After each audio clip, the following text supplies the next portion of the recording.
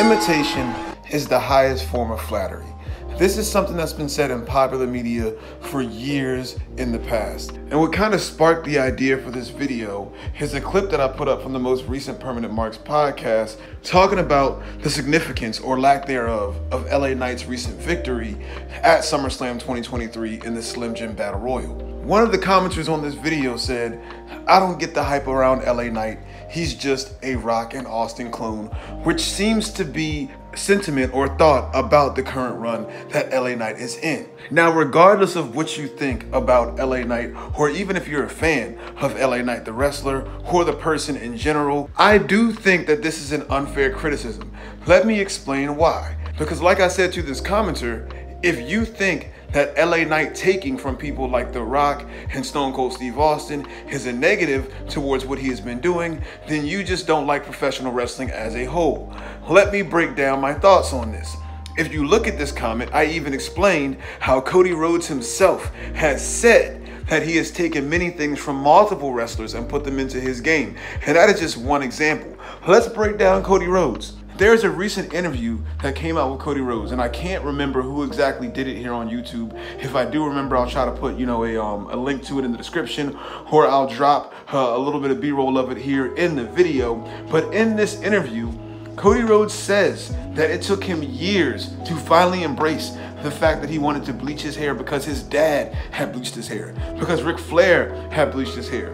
Cody Rhodes has said that he has taken many things, including the pedigree from Triple H, including his promo style, including multiple moves that he has used. He has took all this stuff from wrestlers and proudly says that he copied them because he knows that they are some of the best, and these are wrinkles that he wanted in his game. And that's just one example. So I can do these Rhodes thing. I got to lean into being part of the indie revival. I got all that, and I'm lucky to have been part of it. It's all someone else's. I just try to put it in a nightmare package. Hey, Future Unk here. Now, let's be clear with one thing about this video before we go any deeper. I am not a video essayist. I'm just a guy who talks about wrestling and action figures on YouTube. So give me a little bit of grace on this one. But when we're talking about Cody Rhodes, let's not forget the fact that he wears a different tailored suit every week. And he didn't start doing this until he went to the Indies. Remind you of another blonde guy? Yeah, there's not many wrestlers that wear tailored suits every single week in the current landscape of professional wrestling. That is hook, line, and sinker, a Ric Flair ripoff. We've seen it before. Triple H did it. Randy Orton did it. There's been a lot of guys who have tried that Ric Flair playbook. Hell, Nick Aldis, a guy I love to death, he does it too. So come on, guys. Come on, really? We're going to put it on LA Knight for being a clone? Let's talk about Cody Rhodes' daddy, one of the greatest of all time, the American Dream, Dusty Rhodes. Dusty Rhodes was a Muhammad Ali knockoff, and you can't tell me different. If you listen to the way this man talks, listen, as a black man, I don't want to say it, but I will. We love you, Dusty, but there's a little bit of appropriation there. Let's be real. I mean, this guy, his promos sound like he took the things Muhammad Ali said and just jumbled up the words a little bit and said it with a lisp and then regurgitated it. Literally, every single Dusty Rhodes promo sounds like Muhammad Ali got hit upside the head and started to talk with a little bit of a lisp, and you can't tell me differently. We've seen the clips of Dusty wearing the robes, doing the whole like boxer shuffle. I mean, come on, guys. This is textbook copying. And nobody was mad at it. Why? Because we fucking love Muhammad Ali. So listen, this whole conversation is just funny to me. Let's take a look at another performer in today's landscape. Let's take a look at Seth freaking Rollins. To me, Seth freaking Rollins has taken multiple things from multiple wrestlers. But the one wrestler that he does not get compared to, that I think a lot of people will probably notice after this video comes out, is the Macho Man Randy Savage. But the cream will rise to the top, oh yeah. If you look at Seth Rollins' overall presentation, he takes so much from the Macho Man Randy Savage. If the Macho Man Randy Savage and the Joker had a baby, it would be Seth freaking Rollins. From the cackling to the elaborate outfits to the promo style. There was a promo recently on Monday Night Raw where, and this might have been maybe, I want to say a month or two ago where Seth Rollins was in the ring with Paul Heyman. And he gets real close to Paul Heyman in the corner and starts laughing and cackling at him. And it reminded me so much of the Joker and so much of Randy Savage at the same time. But people never say, oh, Seth Rollins is too much of Randy Savage. Why don't people say that? In my opinion, it's because WWE fans specifically have seen Seth Rollins' evolution into this Seth freaking Rollins character. And by that metric, they don't equate the fact that he has taken so much of Randy Savage to him copying it. They take that as his evolution from, of course, you know, the guy in NXT who was generic and was kind of really just Tyler Black in NXT, to the member of the Shield who, for lack of a better term, was pretty much just the high spot guy, to the Architect, to kind of the chosen one under Triple H's kind of tutelage, and then all the way to the Kingslayer, then to the Messiah, and now to Seth freaking Rollins. They saw all that, so they don't think that Seth freaking Rollins is just some discount Macho Man Randy Savage. They look at this guy as a fully formed character. And I say you should also look at LA Knight as a fully formed character. Yeah. Because a lot of people didn't get to see Eli Drake in Impact Wrestling. A lot of people didn't get to see the guy that was on NWA Power years ago. A lot of people didn't get to see the multiple commercials and random side acting jobs that LA Knight has done before he was even Eli Drake. So you can't put that on this man and say he is just a discount The Rock or Stone Cold Steve Austin. Not to mention that he's way different than those guys, which we'll get to later in this video. Let's talk about another performer who is my personal favorite modern professional wrestler. When I say modern professional wrestler, I mean in the last 7 to 8 years. That would be Kevin Owens, formerly known as Kevin Steen. Now listen, a lot of people don't notice this comparison either, but I noticed it off the bat. To me, Kevin Owens has taken so much from the playbook of Bam Bam Bigelow. Whether it be the moveset, whether it be just the look, whether it be the general attitude, and now that he is in WWE, he has gotten more tattoos and adopted that badass, big guy, athletic look that Bam Bam Bigelow embodied. But you don't see people saying Kevin Owens is a discount Bam Bam Bigelow. Now that I've given you 3 guys who, you know, you could easily make the argument are a ripoff of a former superstar. And trust me, there's a litany of other guys who we could harken back to wrestlers of old and say, they're just a ripoff of this guy or that guy. Whether it's the blatantly obvious like Hulk Hogan and the late great superstar Billy Graham, whether it's one of the greatest of all time, Ric Flair and Gorgeous George, or the real Nature Boy that was years before him, whether it's Chad Gable, whether it's Dolph Ziggler, whether it's Matt Riddle, the list goes on and on. But let's get into the meat and potatoes of this video, which is why you should not compare LA Knight to Stone Cold Steve Austin or Dwayne The Rock Johnson.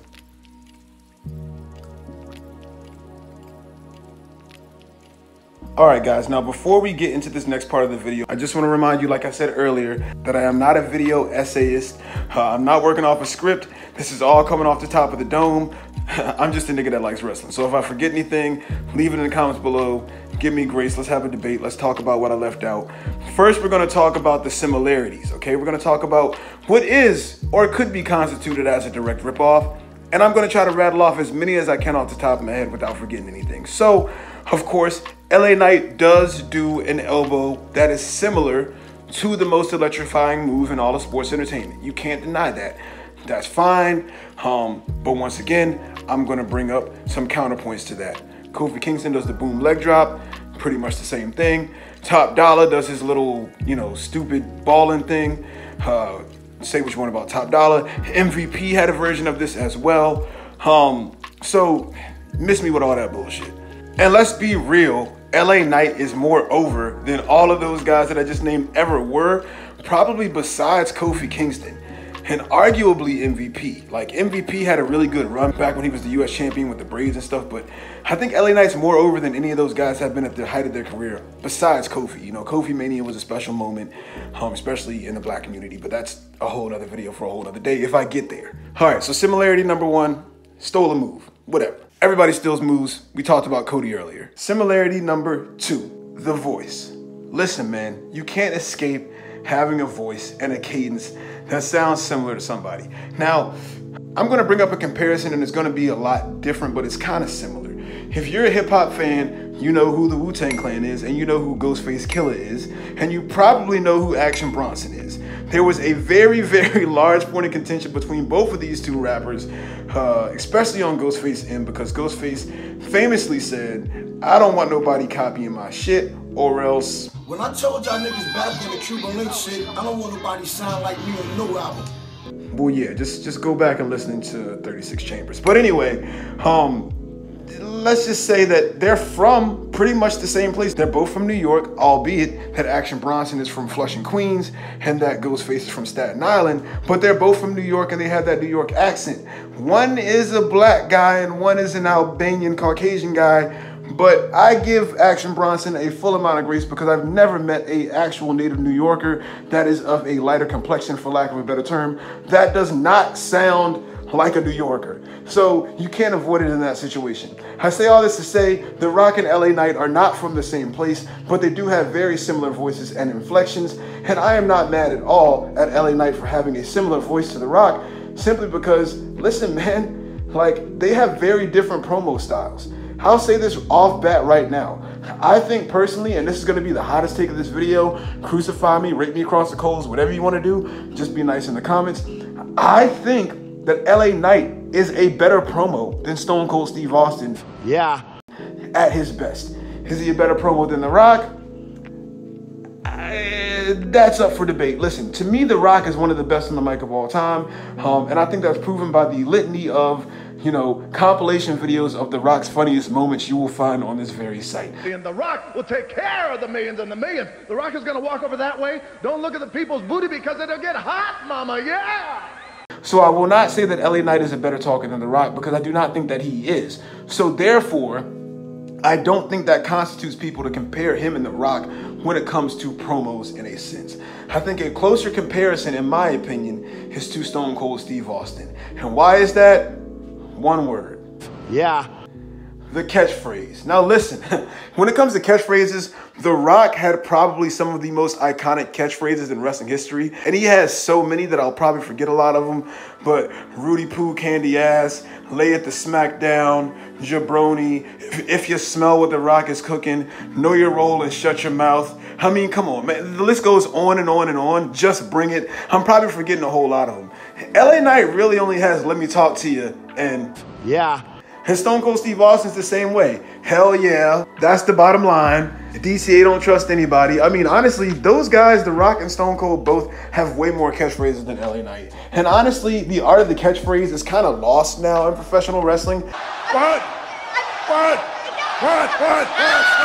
Because I think society has kind of largely moved past that. And I think it's very special when there is somebody that can get a catchphrase over, because it's harder to get things over in general today, in my opinion, in professional wrestling. So I think there's honestly a lot to be said about LA Knight getting over yeah, you know, Daniel Bryan getting over yes, you know, stuff like that. You know, that stuff's not easy to do. I mean, hell, Drew McIntyre got over the 1, 2, 3 count, which is insane to me. I can't believe it. And that just shows, honestly, the level of the WWE marketing machine. But like I said, another video for another day. I'll probably say that 1,000,000 times in this video. Anyway, I say all that to say, I honestly think it's insulting to Stone Cold Steve Austin, The Rock, and LA Knight to compare those three to each other. I think they're all very different. And I'll break it down for you like this.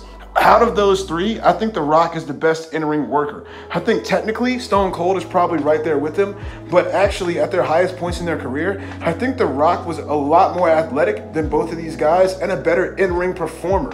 So I think when it comes to the in-ring, I'm giving the edge to The Rock. I don't think you can put The Rock and LA Knight in the same category when it comes to their actual wrestling skill. I think The Rock is far and above LA Knight when it comes to wrestling skill.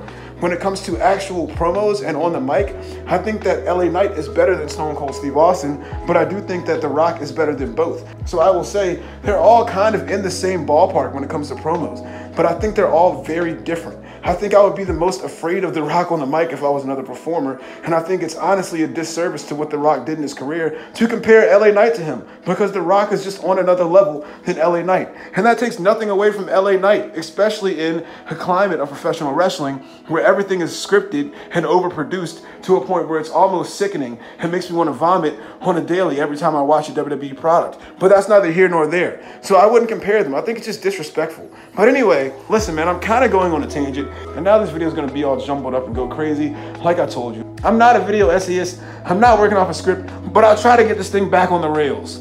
Okay, another similarity, the vest, right? Like, I'm trying to give you guys grace. I'm trying to give all the guys out there, I'm trying to give everyone out there who's talking shit and saying that LA Knight's a copycat, I'm trying to give you every single thing I can to like validate your argument and then break it down and tell you why it's fucking stupid. All right, the vest. Yeah, sure, he wears a vest, but like how many other wrestlers wear a vest? I'm not gonna sit here and name all of them. The vest is quite possibly the most overused, the most popular entrance gear piece of all time. What else is there? Oh man, yeah, that's about it. Literally, that's fucking it. So stop comparing LA Knight to Stone Cold and The Rock. Just stop. It's stupid. Enjoy professional wrestling for what it is, because everybody fucking copies each other. But anyway, I hope you enjoyed the video. You're probably either going to dislike the video or like it, so do whatever you want and sub to the channel. This is way different than what I normally do. I normally don't do these types of videos. I did one on the Metal Cooler SH Figuarts release. If you know nothing about Dragon Ball Z or action figures, then you don't care about that. But if you do, check out my other videos. And if you like this video, check out my other videos as well, because I do have a podcast called the Permanent Marks Podcast on my channel, where we talk all things professional wrestling. I appreciate you if you watch this video to the end. I know I probably sound like a fucking idiot, but I love you and I hope you love me too. And until next time, peace.